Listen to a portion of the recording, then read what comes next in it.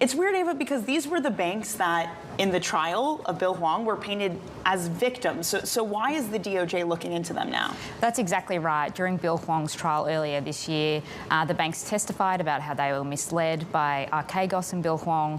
But now antitrust investigators are looking at some of the conversations that those banks had after Archegos collapsed. So in the days in March 2021, when the banks held a number of conversations about whether they should have a orderly liquidation plan to sort of minimise their losses. Some of the banks, like Goldman Sachs and Morgan Stanley, split early and unwound Archegos' positions, but others, like UBS, Credit Suisse and Nomura, agreed to a slower kind of liquidation. So antitrust is looking at whether that amounts to collusion or at least a conspiracy to collude to control stock prices. And they lost the most, right? The banks involved in the alleged collusion are the ones that took the biggest hit. That's right. Those three banks that I mentioned, UBS, Credit Suisse and Nomura, that slowly unwound their positions and had an overlapping of different block trades. They were saddled with the lion's share of the losses. Credit Suisse alone lost more than $5 billion.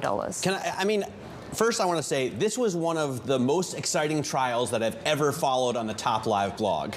Like, it was amazing the way you guys reported this out. And I just wonder, did the banks in that testimony during that trial give any information that could be used against them now in this investigation? Not that I heard of. It was very much focused on the information that Archegos and Bill Hwang and his lieutenants provided to the banks to be able to get more money from them to further his trading. So it was very much about those conversations, what Archegos had articulated about the extent of its positions with other banks and its risk profile.